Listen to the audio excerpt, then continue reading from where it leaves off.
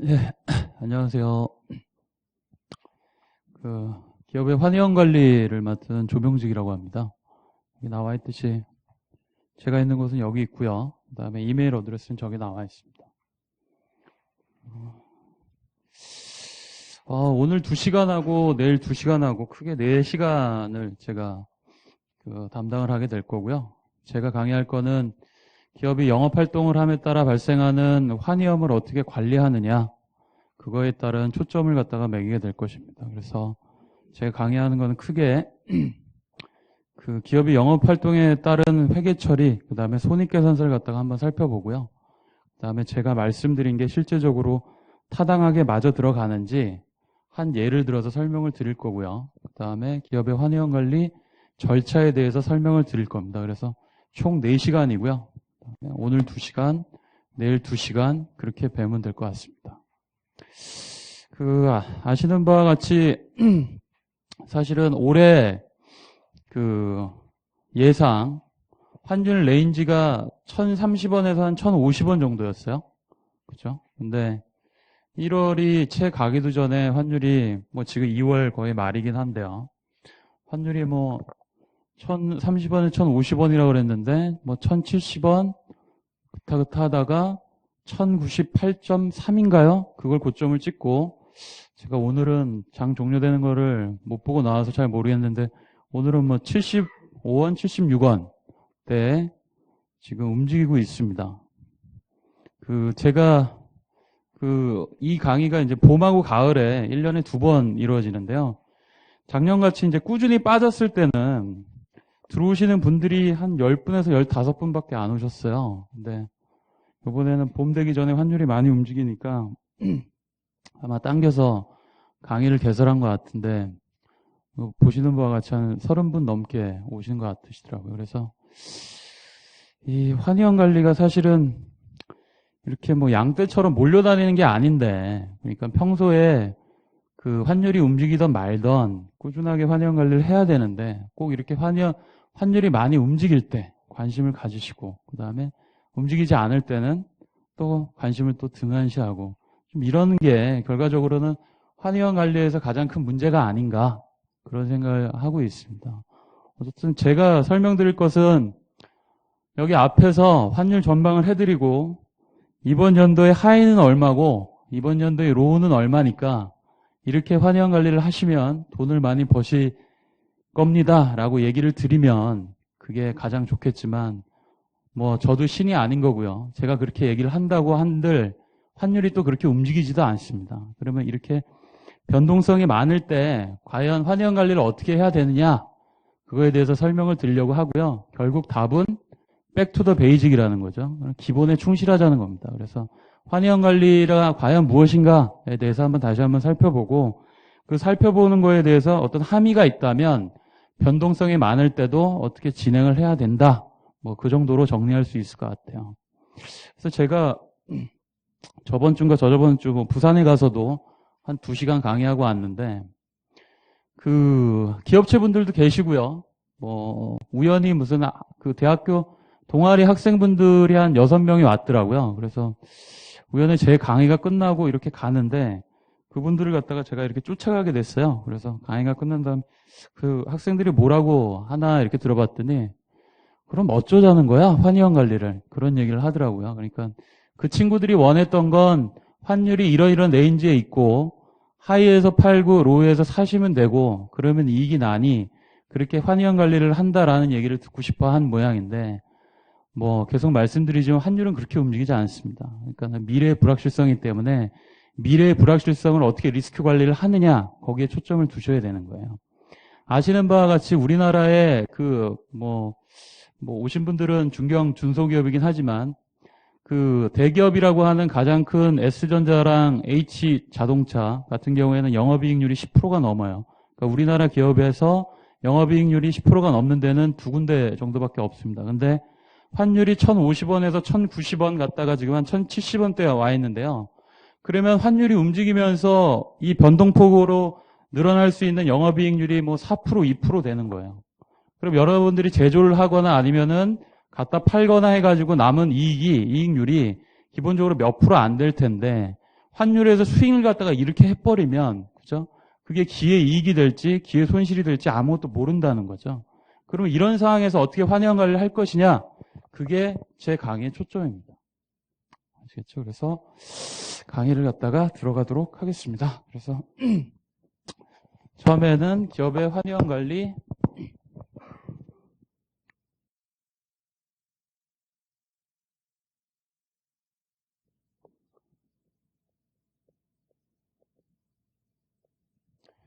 기업의 영업 활동을 함에 따라 환경 관리를 어떻게 진행을 하는지를 갖다가 처음에 살펴보도록 할게요. 그래서 기업이 기본적으로 영업 활동을 하게 되면 네 가지 시점이 발생을 하게 됩니다. 그래서 첫 번째는 매입이라고 하는 시점이 있고요. 두 번째는 매출이라고 하는 시점이 있습니다. 그 다음에 세 번째는 물건을 만들었으면 팔아가지고 돈을 받아야 되겠죠. 그래서 회수라고 하는 시점이 있고요. 네 번째는 결제라고 하는 시점이 있습니다. 그러면 크게 기업이 영업활동을 함에 따라서 발생하는 회계 처리를 크게 네 가지 시점으로 나눌 수 있고요.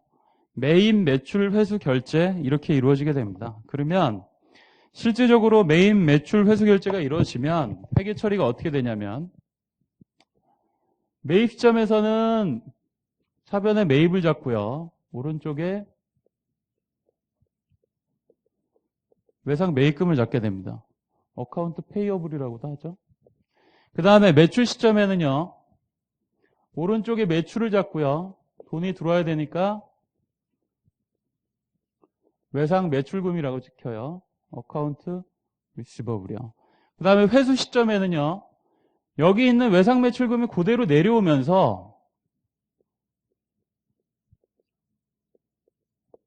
돈이 들어오게 되는 거죠. 그 다음에 결제 시점은요. 여기 위에 있던 외상 매입금이 떨리면서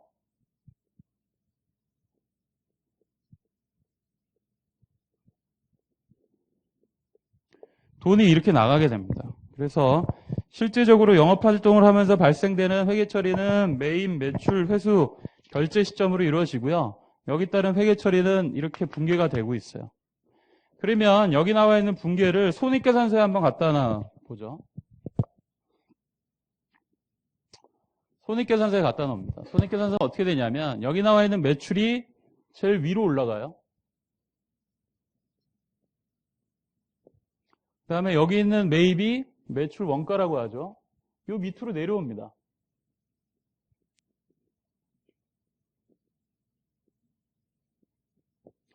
그러면 위에서 아래를 빼면 매출이익이 나오고요. 실제적으로는 여기 밑에 판매관리비라는 게 나오고 있어요. 근데 오늘 저희들이 지금 배울 거는 환위원 관리니까 판매관리비는 일단은 떼고 환율이 막 움직이면서 발생하는 손익, 영업의 손익 중에서요. 환차 이익이 나올 수도 있고 환차 손이 나올 수도 있어서 제일 마지막에는 순이익, 넷인컴이 나오게 되는 거죠.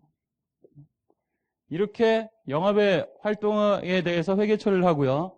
PL에 이렇게 갖다 놓을 수가 있는 거예요. 실질적으로. 그러면 기업의 환위원 관리는 뭐냐?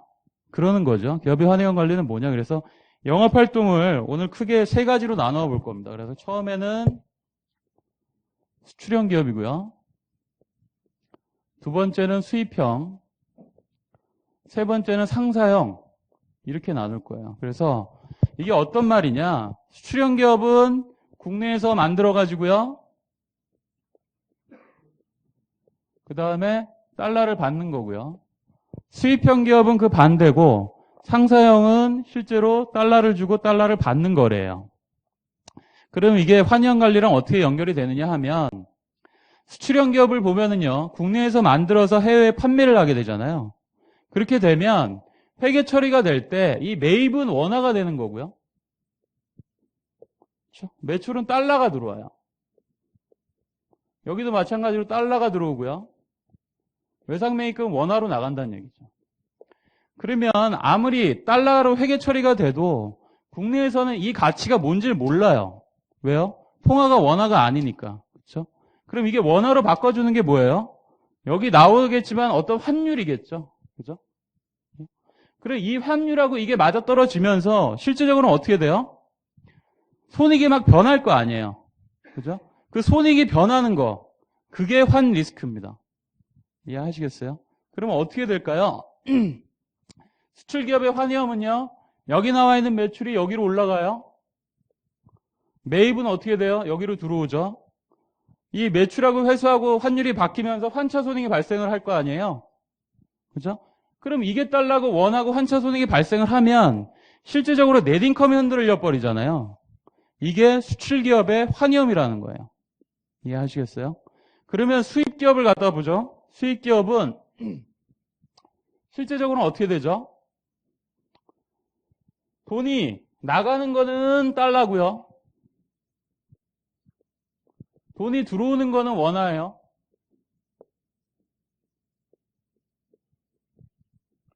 그럼 이것도 마찬가지로요. 달러 환율이 막 변한다고 하면 손익계산서가 또 흔들리겠죠. 여기까지. 그러면 결과적으로 넷인컴이 또 움직이잖아요. 뭐 때문에? 달러 환율 때문에. 그게 수익기업의 환위험이라는 거죠. 그죠? 그 다음에 마지막으로 상사형이요.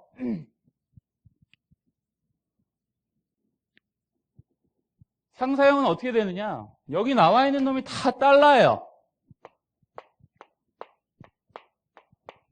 그죠? 그렇게 되면 어떻게 돼요? 손익계산서에? 당연히 다 달러니 달러 환율이 변하면 어떻게 돼요? 넷인컴이 더 많이 스윙을 하겠죠. 그죠? 그게 상사형의 환위험이라는 거죠. 그럼 지금부터 저희들이 살펴보자고 하는 거는 크게 영업활동을 수출형, 수입형, 상사형으로 나눠보고요. 거기서 발생하는 환 리스크가 어떤 건지 살펴보고 그 리스크를 갖다가 어떻게 커버하냐를 갖다가 살펴보도록 하는 거예요. 이제부터 제가 할 일은. 그래서 제일 처음은요. 수출형 기업에 대해서 설명을 먼저 드릴게요. 그래서 우리나라 소규모 개방경제라는 얘기를 많이 하는데요. 많은 기업들이 일단은 수출형 기업이 많겠죠. 그래서 처음에 수출형 기업에 대해서 설명을 드리도록 하겠습니다. 그러면 수출형 기업에 대해서 만약 설명을 드리려면 수출형 기업은 뭐냐? 아까 말씀드렸지만 달러가 들어오고요. 원화가 나가는 거예요. 국내에서 제조를 하고 그 다음에 해외에서 달러를 받는 거예요. 그럼 한번 이렇게 가정을 한번 해보자고요. 그래서 제가 설명을 드린 건 이 지우개를 국내에서 만들어요. 제조. 그래서 제조 원가가 얼마냐 했더니 1,000원이에요. 그 다음에 이걸 갖다가 수출하게 되면 돈을 얼마 받느냐? 1달러를 받게 돼요. 그렇죠? 그러면 만약 여러분들 지금 제가 이렇게 명단을 보니까 사장님들도 많이 오셨는데 여러분들이 이걸 갖다가 지우개를 갖다 생산하는 사장님이에요. 가정을 한번 해볼게요. 그러면 다른 조건은 아무것도 없고요. 이걸 팔면 1달러를 받고요. 이걸 생산하려고 그러면 1,000원이 들어가요. 만약에 이걸 갖다가 영업활동을 하는 회사의 사장이라고 만약에 여러분들을 가정을 하면은요. 여러분들은 이 지우개를 만들어서 수출을 할까요? 안 할까요?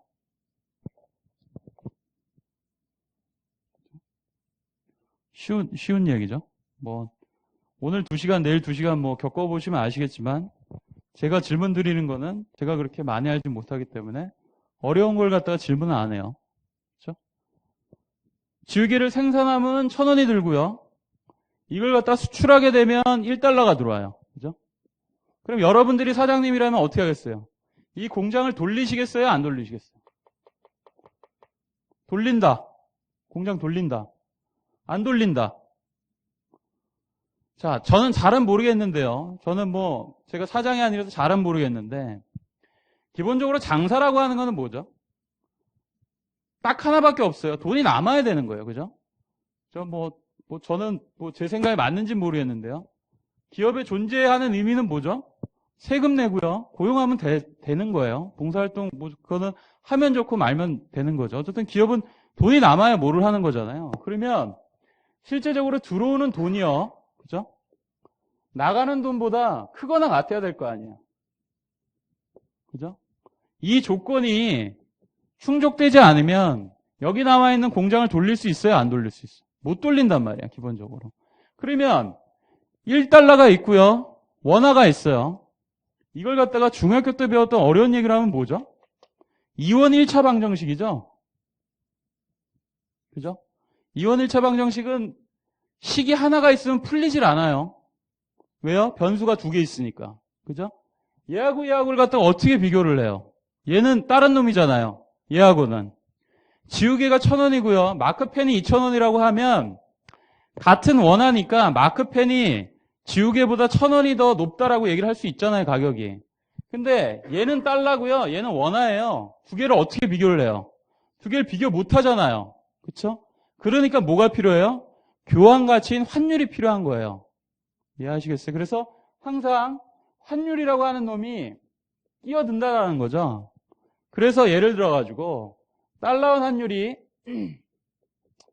1,000원이라고 가정을 하면은요, 얘의 가치는 1,000원이 되는 거고요. 그죠? 만약 달러원 환율이 1,200원이라고 가정을 하면 얘가 1,200원이 되는 거고요. 달러원 환율이 만약에 900원이라고 가정을 하면 얘가 어떻게 돼요? 900원이 되는 거죠. 그래서 수출형 기업은요, 뭐 항상 나오는 얘기인데 중요한 게 있어요. 브레이크 이븐 환율이 존재를 합니다. 그래서 수출형 기업은요, 잊지 말아야 할 게 여러 가지가 있는데 브레이크 이븐 환율이 존재를 한다라고 하는 걸 갖다가 꼭 기억을 하셔야 돼요. 뭐 중소기업청이나 아니면 뭐 다른 데에서 조사를 하죠. 중소기업들이 어느 환율 이상일 때 뭐 수출을 할 수 있다 이런 얘기가 나오잖아요. 그게 뭐예요, 결과적으로는? 이 브레이크 이븐 환율이 어느 정도 이상 나와야 된다는 거죠. 여기서는 얼마가 되는 거죠? 달러원 환율이 적어도 1,000원보다는 크거나 같아야지 공장을 돌린다는 거잖아요. 그죠? 그래서 실제적으로 수출형 기업에는 브레이크 이븐 환율이 존재를 한다라는 걸 갖다가 꼭 기억을 하세요. 그래서 나중에 뭐 해지할 때도 설명을 드리겠지만 수출형 기업에서 해지를 하게 되면 달러를 팔아야 되니까, 그죠? 결론적으로 환율이 올라가면 해지를 한 거에서 마이너스가 나고 언더라인 AR 쪽에서 플러스가 나가지고 오히려 환율이 올라가는 걸 싫어하시는데요. 만약 제가 수출형 기업이라고 하면은요, 무조건 달러원 환율은요, 높은 게 좋아요. 왜요? 브레이크 이븐 환율이 존재를 하니까. 브레이크 이븐 환율 밑으로 오면 어떻게 돼요? 공장 자체를 못 돌린다고요. 영업 활동을 못 해요, 수출형 기업은. 그렇기 때문에 브레이크 이븐 환율이 항상 중요하고요. 수출형 기업에서는 어떻게 됐든 달러원 환율이 높으면 좋은 거예요. 기본적으로. 높으면 좋다. 그렇게 생각하시면 되는 겁니다. 그러면 실제적으로 요거를 가지고요. 한번 회계처리를 해볼게요. 어떻게 되느냐. 매입 시점의 환율을 1,000원이라고 가정을 하고요. 매출 시점의 환율을 1,030원, 회수 시점의 환율을 1,050원, 결제 시점의 환율을 1,000원이라고 가정을 하고 회계처리를 한번 해보겠습니다. 그러면 저기 있는 거와 같이 매입이라고 하는 건 어떻게 돼요? 여기 나왔듯이 1,000원이 되는 거예요. 1,000원이 이렇게 오고요. 그죠? 그 다음에 외상 매출금은 얼마가 되죠? 1달러 이렇게 되는 거죠. 그 다음에 회수는 어떻게 돼요? 여기 있는 1달러 그대로 내려오니까 1달러, 1달러가 되고요. 그 다음에 외상 매입금 떨리고 캐시가 나가는 건 1,000원, 1,000원이 되겠죠. 그러면 달러 환율이 움직이면서 가치가 변하는 거는요, 이 원화는 세금 계산서 1,000원으로 뽑아줬잖아요. 업체에. 그죠? 그럼 달러 환율이 2,000원이라고 그래갖고 세금 계산서 2,000원 갖다 주면 미쳤다 그러죠. 이거는 변하지 않아요. 달러 환율하고. 그죠? 그럼 뭐가 변해요? 여기 있는 게 변하는 거죠. 어떻게 돼요? 1달러가 매출 시점의 환율이 1,030원이라고 그러면 이 가치는 1,030 이렇게 되는 거예요. 1,030. 되시겠어요? 그 다음에 회수 시점의 환율이 1,050이라고 그러면은요, 외상 매출금은 그대로 떨고 가져오고, 그죠? 그 다음에 어떻게 돼요? 돈이 1,050원이 들어오는 거죠. 그래서 20원이 환차 이익이 남는 게 되는 겁니다. 그러면 손익계산서를 갖다 놔 보면 어떻게 돼요? 매출은 여기 나와 있듯이 1달러긴 한데요. 그 가치가 1,030이 되는 거고요. 그렇죠? 매입은 1,000원. 그래서 매출이익이 30원이 나오는 거고요. 환차액이 얼마 나왔어요? 20원이 나와서 넷인컴이 얼마가 나와요? 50원이 나오게 되는 거죠. 만약에 1,000원일 때 공장을 돌린다고 가정을 해가지고 공장을 돌렸어요. 그러면 1달러가 들어오고 1,000원이 나가는 거니까 그때 1달러의 가치는 1,000원이잖아요. 그러면 넷인컴이 원래는 빵이 나와야 될 거 아니에요. 그죠? 근데 환율이 움직임에 따라 어떻게 돼요? 넷인컴이 플러스 50으로 돼 있죠. 이 얘기는 뭐예요? 환리스크가 있는 거예요. 이 기업은. 그렇죠? 이게 수출기업의 환리스크입니다. 이해하시겠죠? 그러면 수출기업의 환리스크는 실제로 어느 시점의 환율에 영향을 가장 많이 미칠까요? 첫 번째는 매입 시점, 두 번째는 매출 시점, 세 번째는 회수 시점, 네 번째는 결제 시점. 어떤 시점의 환율에 영향을 가장 미칠까요? 넷인컴에. 이거는 100% 회수 시점의 환율입니다. 이해하시겠어요? 매출 시점의 환율은 중요하지 않아요. 회수 시점의 환율이 무조건 수출기업의 넷인컴에 영향을 미치는 겁니다. 그러면 그 얘기는 무슨 얘기냐? 1,000원이었던 환율이요. 1,050원으로 변하니까, 그죠? 1달러가 가치가 1,000원에서 1,050원으로 변하니까 어떻게 됐어요? 넷인컴이 50이 늘어난 거예요. 이해하시겠죠? 그 다음에 또 하나 여기서 짚고 넘어가야 될 거는 뭐냐면, 자, 제가 지금까지 말씀드린 거는 환율이 변하면서 넷인컴이 변하잖아요. 그럼 환율이 1,000원에서 1,050원으로 움직였다라고 하면 여러분의 머릿속에서는요, 환차 손익이 플러스 50원이 나와야 될 거라고 생각을 하시잖아요. 그죠? 근데 실제적으로 환차 손은 얼마 나와 있죠? 환차 이익이 20원밖에 안 나와 있죠? 나머지는 어디 들어가 있어요? 매출 이익에 녹아 있다고. 그래서 여러분의 머릿속에 들어가 있는 개념을 좀 바꿀게요. 환율 변화에 따른 손익은요, 무조건 환차익에 다 들어가는 게 아니에요. 어디에 있을 수 있어요? 매출이익에 녹아 있을 수 있다라는 얘기죠. 그래서 반드시 이 매출이익에 녹아 있는 것까지 살펴보셔야 환리스크 관리를 정확하게 하실 수 있는 겁니다. 이해하시겠어요? 지금 제가 말씀드리는 게 매출이익에 녹아 있다라고 하면 이렇게 편하게 매출이익에 녹아 있는 것 같죠? 실제적으로는 어떻게 되죠? 기업이 공장을 돌리려면 마진이 있으니까 돌릴 거 아니야. 돈이 남으니까. 그러면 원래는 이 매출이익에 뭐가 들어가요? 마진이 들어간단 말이에요. 그렇죠? 1달러가 들어오고 1,000원이 있으면 안 돌리겠죠. 뭐 1.1달러가 있어야지 돌릴 거 아니에요. 그러면 0.1달러가 기본적으로 어떻게 해요? 여기에 들어가 있어야 된다는 얘기죠. 그죠? 그럼 마진하고 환차손이 녹아있는 손익이 같이 있죠. 두 개를 분리하는 게 그렇게 쉽지는 않아요. 그러나 어쨌든 이 매출이익은요, 마진하고 환차손이 녹아있는 걸 갖다가 분리하실 수 있어야 환리스크 관리를 하실 수 있는 겁니다. 이해하시겠어요? 그래서 그거까지 말씀을 드리고요. 그러면 이 회사 사장님이 되게 깨어 계신 분이에요. 그래서 달러 환율이 움직이면서 넷인컴이 변하는 걸 갖다 못 봐요.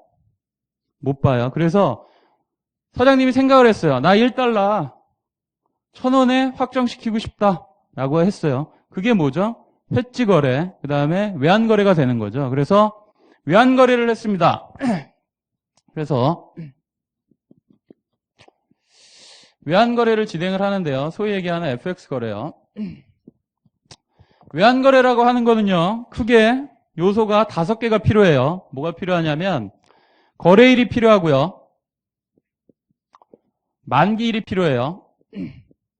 그 다음에 방향, 금액,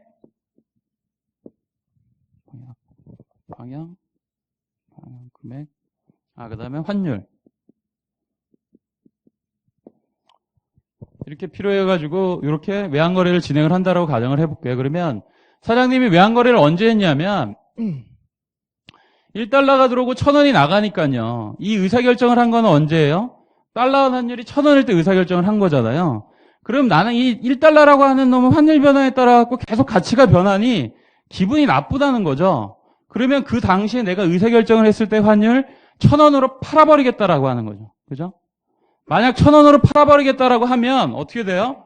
거래일이 우연히 의사결정을 한 거랑 매입점의 환율이 똑같으니까 거래일을 매입 시점, 매입일, 그 다음에 만기일을 언제로 해요? 돈이 들어오는 게 회수일이잖아요. 회수일. 그렇죠? 그 다음에 방향은 어떻게 돼요? 방향은 셀. 금액은 어떻게 되죠? 1달러. 환율은요, 항상 거래일, 매입일의 환율하고 동일하죠. 1,000원. 이렇게 파는 거래를 했어요. 그러면 한번 캐시플로우를 한번 보자고요. 그 외환거래 캐시플로우가 상당히 중요한데요. 무슨 얘기냐면 저희들이 영업을 하면서 발생하는 캐시플로우는 어떻게 되죠? 영업의 캐시플로우는요. 어떻게 돼요? 1달러가 들어오고요. 1,000원이 나가는 캐시플로우죠. 이해하시겠어요? 그죠? 그러면 외환거래의 캐시플로우, FX의 캐시플로우를 한번 보자고요. FX의 캐시플로우는 어떻게 되죠? 1달러를 1,000원에 팔았잖아요. 그죠? 그럼 일단 1달러는 나가겠네요. 그렇죠? 그 다음에 또 뭐가 있죠? 여기 이것 때문에 사실은 많은 분들이 외환거래를 갖다 좀 헷갈리시는데 우리가 주식 거래를 하거나 커머더티 거래를 하면은요. 제가 금을 사요. 그러면 돈을 주면 금을 주죠. 금을 갖다 주면 돈을 주잖아요. 그죠?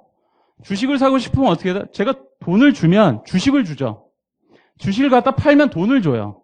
외환거래는 어떻게 돼요? 1달러를 판다는 얘기는 뭐예요? 1,000원에? 1달러를 파는 동시에 1달러를 줘요. 뭘 받아요? 돈을 받아요. 뭘 받아요? 1,000원을 받는다고요. 그래서 외환거래는요, 지금 이제 생각을 잘 하셔야 될 게, 캐시플로우가 양방으로 생겨요. 그러니까 제가 1달러를 판다라는 얘기는 뭐죠? 1,000원을 산다는 얘기랑 똑같은 얘기예요. 그래서 외환거래가 항상 헷갈리는 겁니다. 왜? 항상 50-50 확률로 캐시플로우가 반대로 움직이니까. 그래서 외환거래를 갖다가 1달러에 팔았다는 얘기는 뭐예요? FX 캐시플로우는요, 1,000원이 들어온다는 얘기랑 동일하다고요. 그죠? 그러면 어떻게 돼요? 네팅이 돼가지고 제로가 나오는 거죠. 그러면 실제로 외환거래를 이렇게 했을 때 저기 손익계산서에 넷인컴의 제로가 나오는지를 또 살펴봐야 되겠죠. 그죠? 실제적으로. 이거는 저희들이 머릿속에서 이루어진 거고요. 회계 처리해가지고 손익계산서는 다시 한번 만들어 봐야 되는 거고요. 그러면 외환거래를 갖다가 1달러에 1,000원을 갖다가 파는 외환거래가 있다라고 하면은요.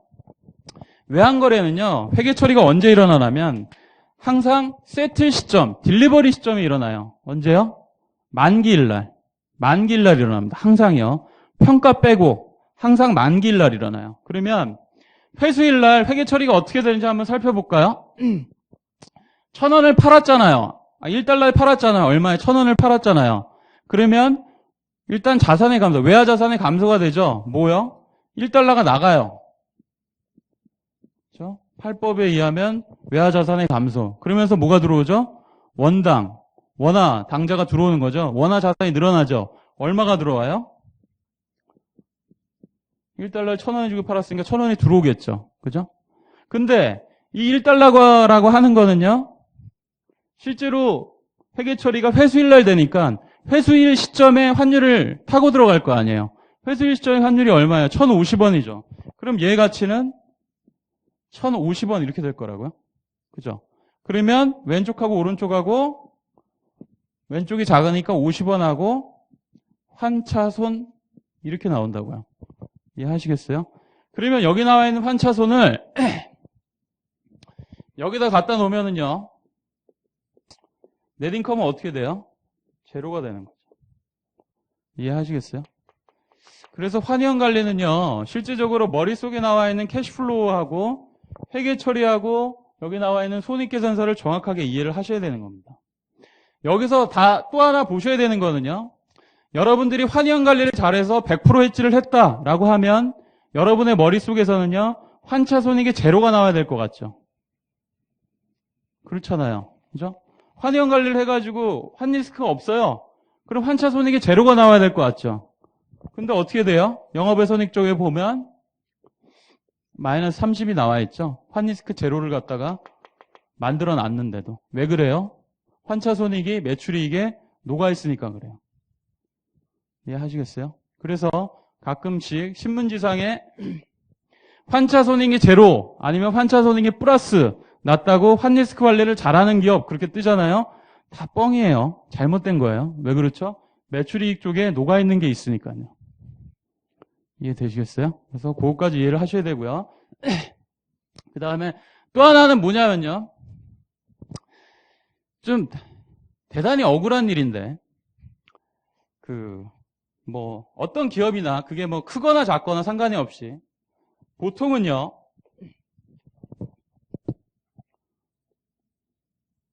이 매출이익 위쪽이요.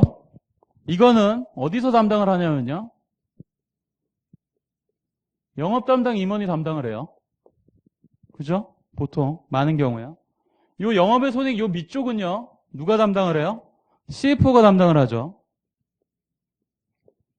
그렇죠? 그러면 뭐 그냥 재미로 이분도 상무고 이분도 상무예요. 대표이사는 따로 있고요. 그죠? 두 분 다 요번에 이제 승진을 하셔야 돼요. 여기 나와 있는 CEO, 오너는요. 1달러가 들어와서 1,000원을 갖다가 나가는 이런 영업 활동을 쫙 돌렸어요. 빵빵만 되면 되는데. 근데 평가를 하다 보니까 어떻게 돼요? 매출이익은 플러스 30이 나오고요. 영업의 손익은 어떻게 돼요? 마이너스 30이 나왔죠. 누가 승진을 하겠어요? 이 사람이 승진을 하겠죠. 이 사람이 승진한 이유는 뭐예요? 단 하나예요. 우연히 매출 시점의 환율이 의사결정 시점의 환율보다 올라서요. 이게 만약에 900원이 됐다면 정반대의 효과가 있겠죠. 그렇죠? 그러면 평가를 이렇게 하면 됩니까? 실제적으로는요. 이 사람을 평가를 하면 마진에 대해서만 평가를 해야 될 거 아니에요. 환차손익이 녹아있는 거는 이 사람 평가하고는 다른 거죠. 그 환차손이 녹아있는 거는요. 여기를 갖다 붙여가지고 CFO를 평가를 해야 될 거 아니에요. 그래서 실제적으로 평가하는 문제에서도 중요한 문제가 생길 수 있다는 거죠. 의사결정상에. 그래서 오너 입장에서는요. 이거하고 상관이 없이 넷인컴을 바라봐야 된다는 거죠. 이해하시겠어요? 그래서 많은 기업이 환리스크 관리를 할 때요. 뭐 여러 가지가 있습니다. 뭐 거래 환위험, 그다음에 회계적 환위험, 그다음에 실질 환위험 이런 말씀을 많이 써요.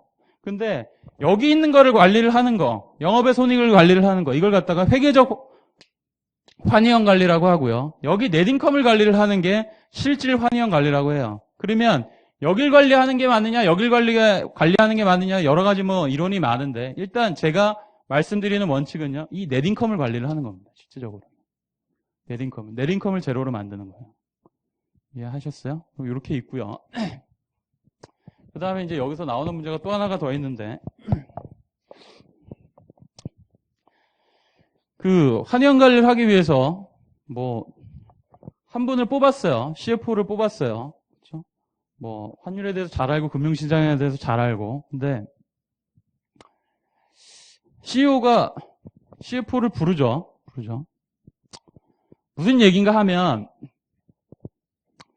1달러가 들어오고요. 1,000원이 나가는 영업활동을 진행을 했어요. 그죠?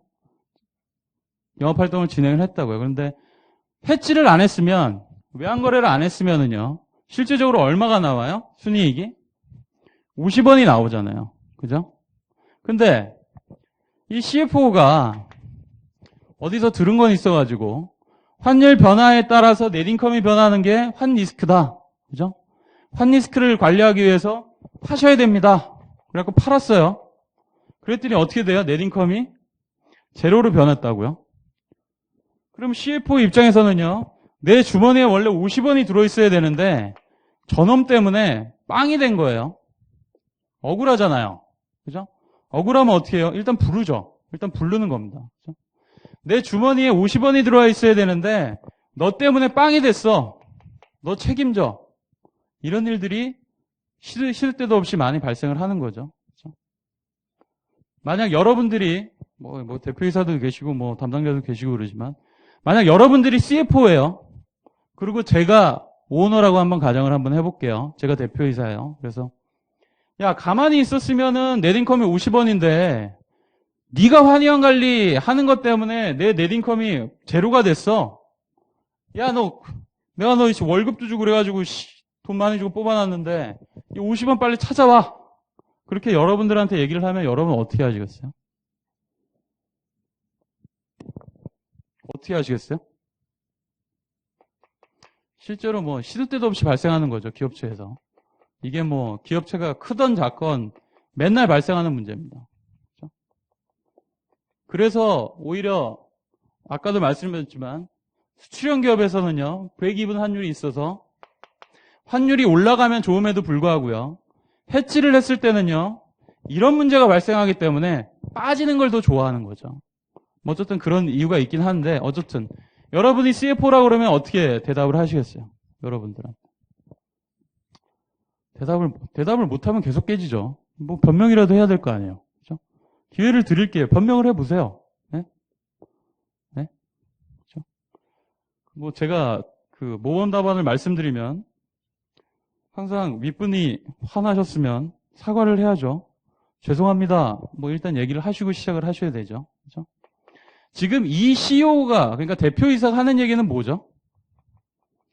가만히 놔두면 50원이 되는데 네가 해지해가지고 빵이 됐어 라고 하는 얘기는요. 지금 T 시점에 의사결정을 하는 시점의 환율이 1,000원이잖아요. 그죠? 그 다음에 회수되는 시점의 환율이 1,050원이잖아요. 이건 미래잖아요. 미래. 그죠? 여기가 이제 1,050원이죠. 저기가 과거고. 그죠? 그러면 이분이 하는 얘기는 뭐냐면요. 이 시점에서요. 저 시점의 환율을 맞추라는 얘기랑 동일해요. 이해하시겠어요? 이 시점의 환율이 1,050원이면요. 저도 해지를 안 하겠죠? 모르니까 한 거 아니에요. 환율이 변동이 되니까. 이 대표이사가 하는 얘기가 그 얘기라고요. 맞힐 수 있나요? 이걸 맞히면 왜 회사를 다녀요? 그죠? 경마장에 가지. 못 맞힌다고요. 그죠? 근데 어떻게 돼요? 담당자는 아니면 누구든 자기 주머니에 돈이 없어지면 어떻게 돼요? 화가 난단 말이에요. 화가 나야 계속. 그러니까 누구를 갖다가 계속 책임 전가를 시켜야 돼요. 그래서 환의원 관리는요. 어떻게 돼요? 결과에 자유로울 수 없습니다. 여러분들이 잘 생각하셔야 될 게 제가 설명드리는 거는 환의원 관리 원칙을 설명드릴 수 있는데요. 근데 그게 옳으냐 그르냐는 다른 얘기예요.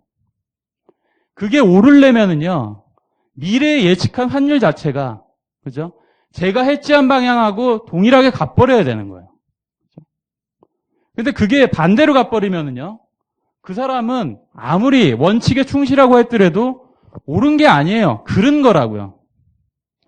환의원 관리는 결과에 자유로울 수 없습니다. 제가 여러분들한테 설명을 드리는 게요. 아까 부산에 갔을 때 대학생 애들이 저한테 했던 얘기랑 동일한 거예요. 그래서 어떻게 하라는 얘기냐. 평균 환율이 1,030원에서 1,050원인데 지금 1,090원이에요. 제가 강의할 때만 해도 지금은 1,075원 됐죠. 그리고 그 사람들 머릿속에는 학생들 머릿속에는 1,090원이 하이니까 몽땅 다 파세요. 라는 얘기를 듣고 싶었던 거죠. 아니면 기다리세요. 환율도 오를 테니까. 그거를 제가 알면 여기서 왜 강의를 합니까? 경마장 가서 도박을 하지. 그렇잖아요. 그걸 맞힐 수 없으니까 환리스크 관리를 하는 거예요.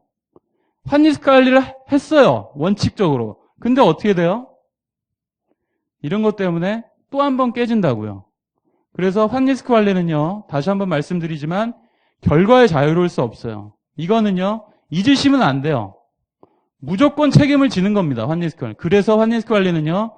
항상 탑 매니지먼트, 최종 의사결정자가 가장 높은 사람이어야 되는 거예요.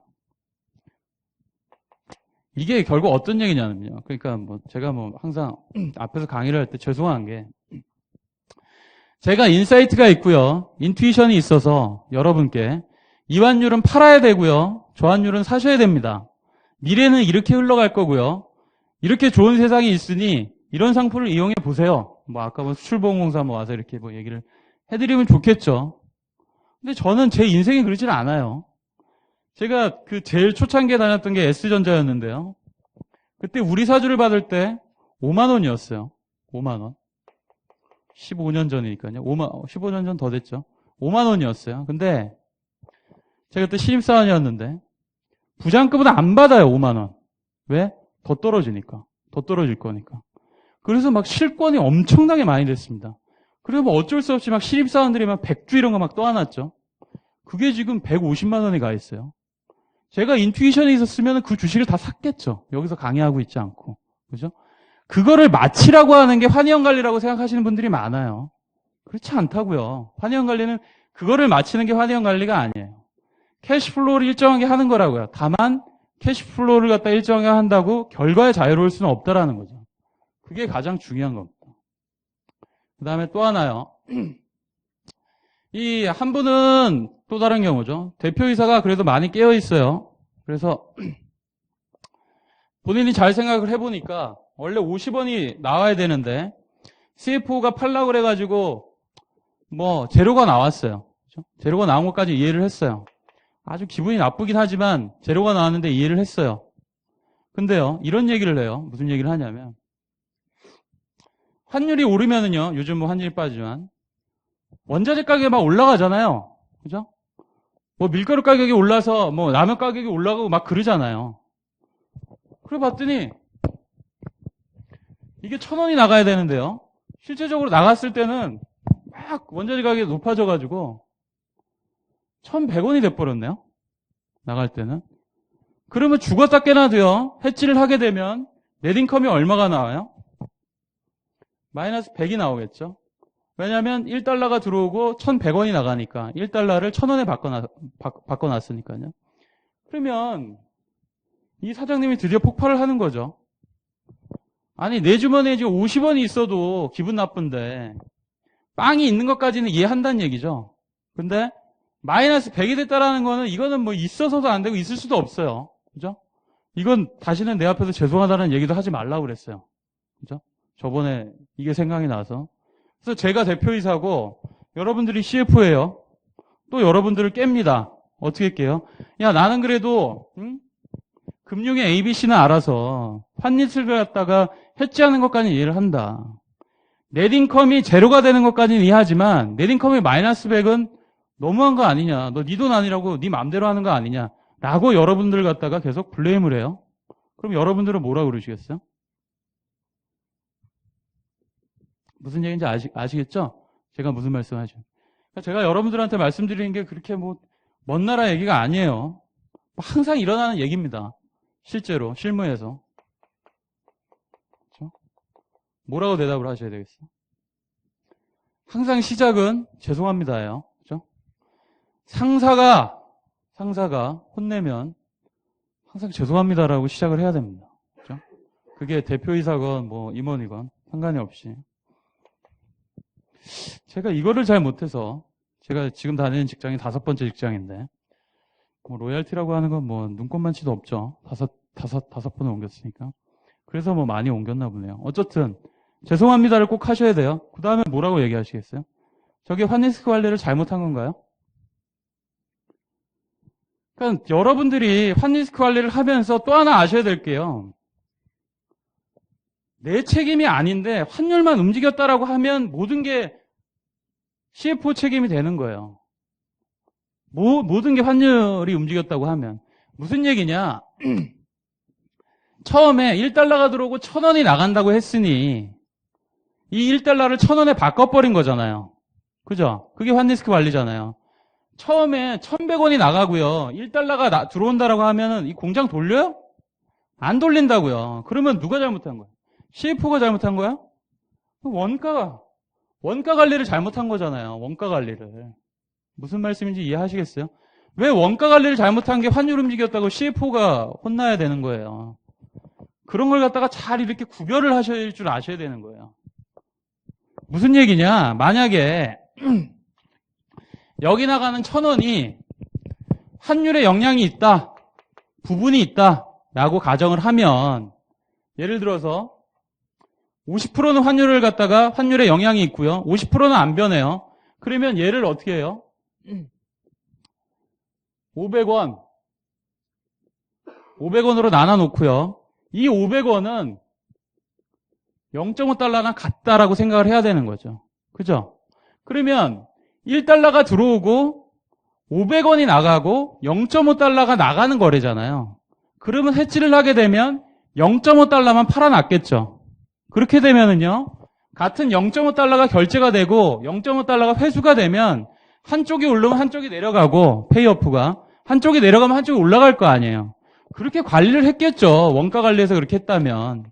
근데 원가 관리 쪽에서 무조건 1,000원이 나간다 그러고 들어오는 건 1달러라고 하게 되면 당연히 1달러를 1,000원으로 바꿔버리면 환율이 올라가서 1,100원이 됐다라고 하면 원가가 올라가 버리니까 넷인컴 당연히 마이너스 100원이 나온다는 거죠. 이해하시겠어요? 그래서 기본적으로 환경 관리를 하실 때요. 잘 생각하셔야 되는 게 환율이 움직임에 따라 무슨 가치가 변했다는 게 다 본인의 책임이 아니라고요. 생각을 많이 해보셔야 된다라는 거죠. 이거는 원가 관리를 잘못한 거예요, 실제적으로. 그렇죠? 그래서 환율이 변한다고 해가지고 모든 게 다 본인 책임이다. 그걸 갖다가 방어하실 수 있어야 되는 겁니다. 그래서 환리스크 관리에서는요, 아까도 말씀드렸지만 중요한 게 결과에 자유로울 수 없다라는 거 하나 하고요. 지금같이 환율 때문에 뭐가 다 움직이는 게 다 내 책임이 아니라는 거죠. 그거는 꼭 기억을 하셔야 되는 겁니다. 아시겠죠? 또 하나, 아까 그 사장님이요. 만약에 환율이 회수 시점의 환율이 900원이에요. 그러면 어떻게 돼요? 원래 가만히 있었다면 마이너스 100원이 나와야 되는데 해지를 내서 제로가 됐겠죠. 그렇죠? 그렇게 되면 이 대표이사님이 CFO를 불러서 뭐라 그럴까요? 잘했다고 그럴까요? 안 부르죠. 안 불러요. 왜요? 월급 주고 하라는 게 그거 하라고 했잖아요. 환리스크 관리하라고 한 거 아니에요. 왜 불러요? 월급 주고 하라고 한 게 그건데. 안 불러요, 절대로. 올라가면 불러요. 그죠? 그게 환리스크 관리입니다. 그래서 어려운 거예요. 그래서 제가 말씀드리지만 환리스크 관리는 정도가 없습니다. 원칙은 말씀드릴 수 있어도. 그래서 수출기업의 환현 관리는요. 다시 한번 말씀드리지만 브레이크이븐 환율이 있다는 걸 꼭 기억을 하시고요. 두 번째는 환율이 변하면서 발생한 손익이요. 매출이익 쪽에 녹아있을 수 있다는 거 반드시 기억을 한번 하셔야 됩니다. 그 다음에 해지로 이루어지는 손익은요. 결과적으로 넷인컴을 관리를 한다. 이것까지 기억을 좀 하셨으면 해요. 그래서 일단 수출형 기업은요. 이 정도로 마치고요. 두 번째 수입형 기업에 대해서 설명을 드리도록 하겠습니다. 두 번째는요. 수입형 기업이요. 두 번째는 수입형 기업입니다. 그럼 수입형 기업은 뭐냐? 자, 수입형 기업이요.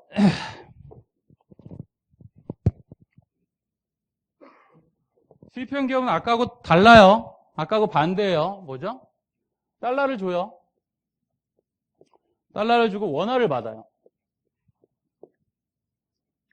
아시겠죠? 그래서 뭐 예를 들어서 얘를 해외에서 1달러에 사와가지고요. 국내에서 1,000원에 팔아요. 이런 뭐 오퍼상을 한다라고 가정을 한번 해볼게요. 그죠? 마찬가지로요. 이 오퍼상이 해외에서 수입해서 국내에 이렇게 풀려면 돈이 남아야지 될 거 아니에요. 그죠? 우리는 다 필요 없어요. 돈이 남아야 된다고요, 무조건. 뭘 다 필요 없어요. 돈이 남아야 된다고. 그럼 돈이 남으려면 들어오는 돈 1,000원이요. 어떻게 돼야 돼요? 1달러보단 커야 된다고요. 그죠? 이 공식은 변하는 게 아니에요. 그러면 어떻게 되죠? 아까 말씀드렸지만 변수가 2개면 안 풀려요. 그죠? 그러니까 하나를 갖다 놓는 거죠. 그게 뭐예요? 이런 확률 공식을 갖다 하나 더 넣는 거잖아요. 실제로 환율이라는 게 결국 이런 공식 하나잖아요. 맞잖아요. 그죠? 그걸 갖다가 편하게 이렇게 쓸 뿐이죠. 그죠? 기준통화, 통지통화, 한 단위당 통지통화의 가치 이렇게 얘기만 할 뿐 실제로 환율이라고 하는 거는 이런 공식이라고요. 그렇죠? 그러면 이것도 마찬가지로 어떻게 돼요? 수입형 기업도 기본적으로 브레이크 이븐 환율이 존재를 하는 거죠. 그게 뭐예요? 달러 환율이 적어도 1,000원보다 작거나 같아야지 공장을 돌리겠죠. 오포상을 하겠죠. 그죠? 그래서 수입형 기업도요, 어떻게 돼요? 브레이크 이븐 환율이 존재한다는 거죠. 이해하시겠어요? 근데 가정이 있습니다. 어떤 가정이 있냐면, 국내에서 팔리는 이 판가 있잖아요. 요 판가. 요 판가는 처음에 정해지면 나중에 변하지 않는다는 거예요. 이해하시겠어요? 그런데 요거 말고요. 수입형 기업에서 또 다른 형태가 발생을 해요. 어떤 형태가 발생을 해요? 특히 기름값 같은 게 그렇죠. 물론 유가에도 영향을 많이 받지만 환율에도 영향을 많이 받잖아요. 그게 무슨 얘기예요? 1달러에 사와요. 그런데 기름값이라고 하는 건 어떻게 돼요? 환율이 막 올라가면요. 기름값도 같이 올라가요. 국내 판가가. 그죠? 뭐 수요의 가격 탄력성이라고 생각하지 마시고 그게 아니고요. 기본적으로 달러 환율이 올라가면은요, 뭐 원이 올라가면 같이 올라가듯이 기름값이 같이 올라가요. 그것도 수입형 기업이잖아요. 그죠? 그 다음에 뭐 환율이 내려가요. 그럼 기름값이 같이 내려가요. 국내 판가가. 그것도 수입형 기업이긴 하죠. 그거가 아니에요, 이거는. 그게 아니에요. 그거는 따로, 그 다음에 설명을 드릴 거고, 그게 아니고, 지금 말씀드리는 거는, 이걸 1달러에 가져오면, 한국에서 팔 수 있는 가격, 1,000원은 받아야 된다라는 거죠. 그렇죠? 환율이 변하는 거와 상관이 없이 1,000원을 받을 수 있다라는 거예요. 1,000원을 받을 수 있다. 딱 1,000원. 그랬을 때, 실질적으로 수입을 갖다가 진행을 하고요. 그래서 국내 판매를 한다라는 걸 갖다 가정해서 말씀을 드리는 거예요. 그러면 이런 걸 갖다가 진행을 한다라고 하면 아까 말씀드렸듯이 이 회계 처리를 갖다가 한번 해볼게요. 아까 똑같이 1,000원, 1,030원, 1,050원, 1,000원 이렇게 한번 가정을 한번 해보고 회계 처리를 진행을 하겠습니다. 그러면 매입은 해외에서 1달러 샀어요. 그죠? 그 다음에 국내에는요, 세금 계산서 주고 물건 줬어요. 1,000원. 그러면 1,000원 한 다음에 돈이 나가요, 1,000원. 그 다음에 어떻게 돼요? 마지막에 수입한 거 1달러 떨고 1달러 나가는 거죠. 근데 1달러의 가치는 실제적으로 이 시점의 환율로 타고 간다 그랬어요. 그래서 1,000원, 1,000원. 이렇게 되고요. 요거는 요 환율 그대로 타고 와서 1,000원. 이때 환율은 얼마죠? 결제 시점의 환율이니까 1,100원. 이렇게 되는 거죠. 그래서 1달러에 1,000원만 주면 되는데요. 결제 시점에 1,100원 줬어요. 그죠? 그러면 어떻게 돼요? 100원이 환차 손이 되겠죠. 기계적으로 하면 왼쪽하고 오른쪽하고 왼쪽이 작으면 환차선, 오른쪽이 작으면 환차 이익을 넣으시면 되는 거고요. 그죠? 그러면 손익계산서에 갖다 놔 보면 어떻게 할 수 있는 거죠? 매출이 얼마 돼요? 저기 나와 있대로 1,000원이고요. 매입이 얼마예요? 1달러인데 매출원가 1,000원이에요. 그렇죠? 그래서 매출이익 없고요. 그 다음에 여기 나와 있듯이 환차선 어떻게 돼요? 마이너스 100원. 그래서 넷인컴이 마이너스 100원 되는 거죠. 결제 시점, 수입형 기업의 넷인컴에 영향을 미치는 환율은요, 100% 결제 시점의 환율이에요. 이해하시겠죠? 수출형 기업은 회수 시점의 환율, 그 다음에 그 수입형 기업은 결제 시점의 환율이요.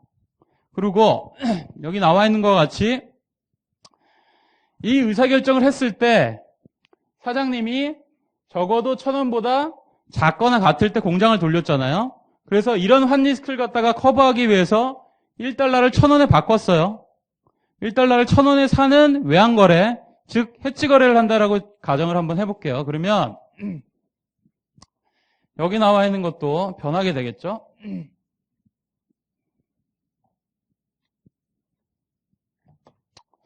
의사결정을 했을 때 환율이 1,000원이었는데 마침 매입 시점하고 동일하니까 거래일은 매입일 이렇게 되는 거고요.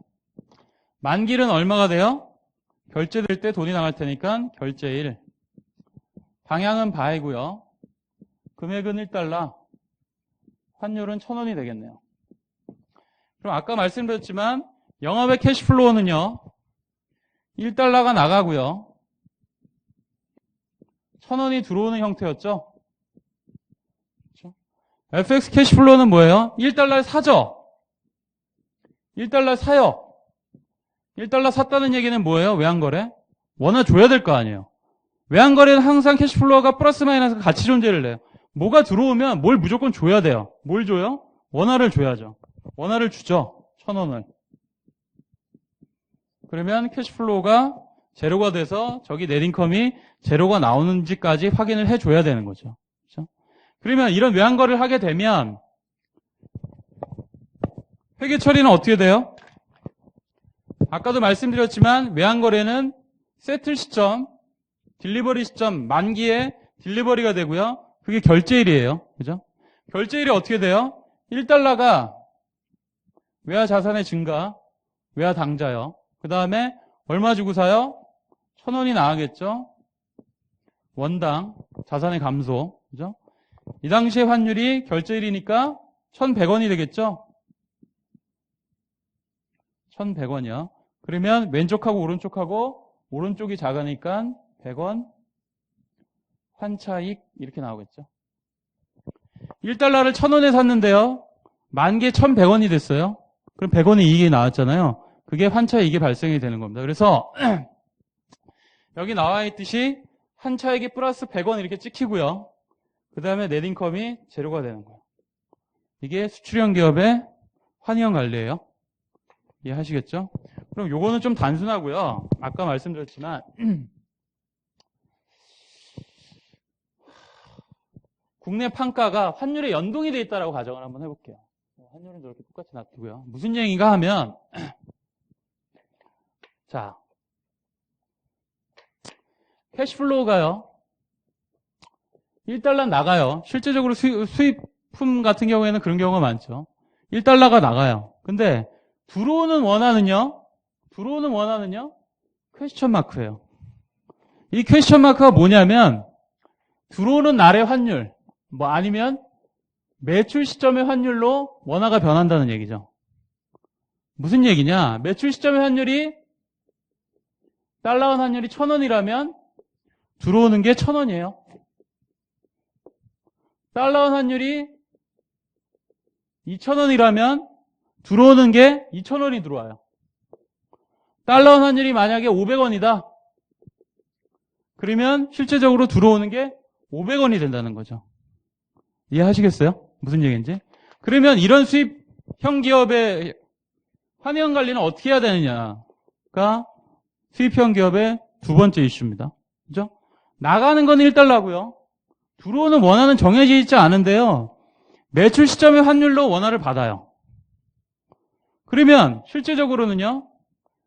만약 여러분들이 이걸 담당하고 있는 사장님이라고 하면 이 영업활동을 하시겠어요? 안 하시겠어요?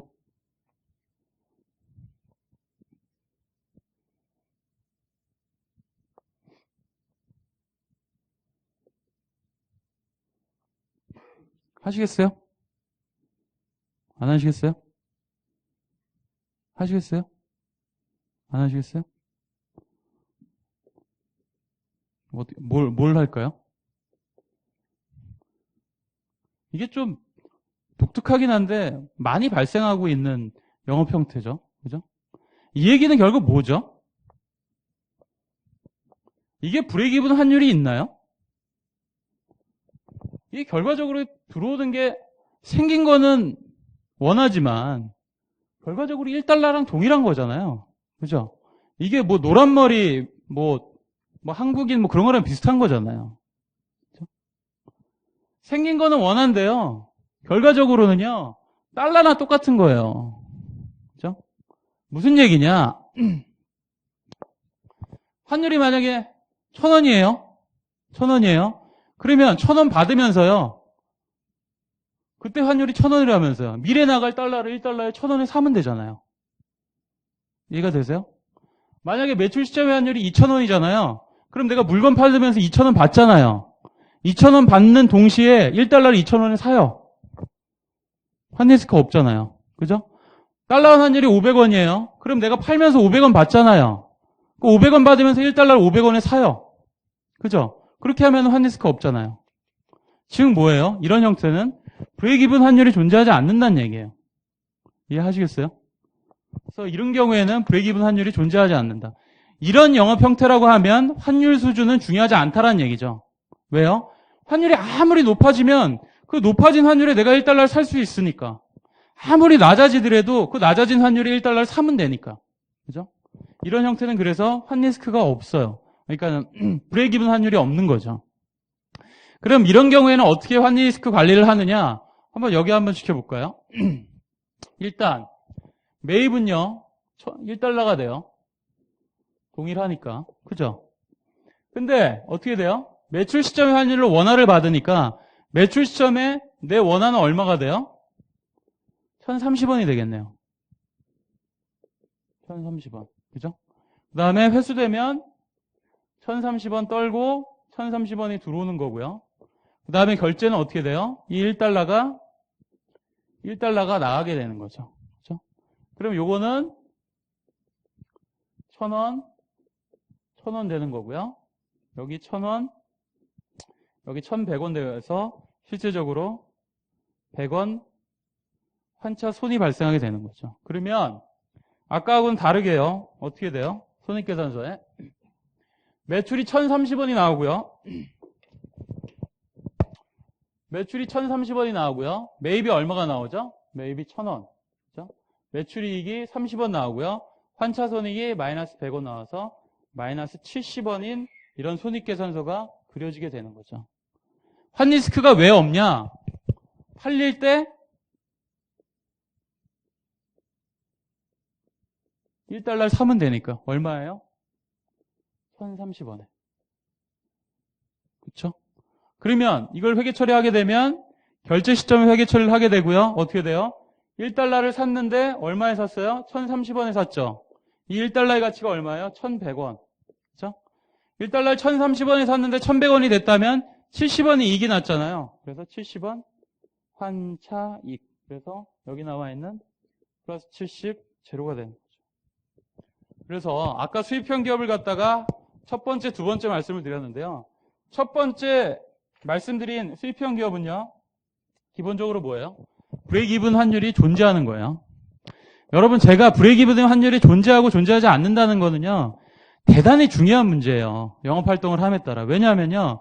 브레이크 환율이 존재하지 않으면 환율 수준하고 상관이 없이 영업활동을 하시면 돼요. 언제든지 물건을 만들어서 파실 수가 있다고요. 근데 브레이크 이븐 환율이 존재를 한다는 얘기는요. 뭐예요? 내 탓이 아니라 환율 때문에 내 영업활동을 할 수도 있고 못할 수도 있다라는 거예요. 그러니까 스스로의 가정이 하나가 생긴다는 거죠. 그래서 브레이크 이븐 환율이 존재하지 않으면 않을수록 좋은 거죠. 그죠? 기업체 입장에서는요. 그죠? 그러면 아까 말씀드리지만 수입형 기업의 첫 번째는 브레이크 이븐 환율이 존재하는 거였고요. 그 다음에 여기 말씀드렸던 두 번째는 어떻게 돼요? 브레이크 이븐 환율이 존재하지 않았던 거죠.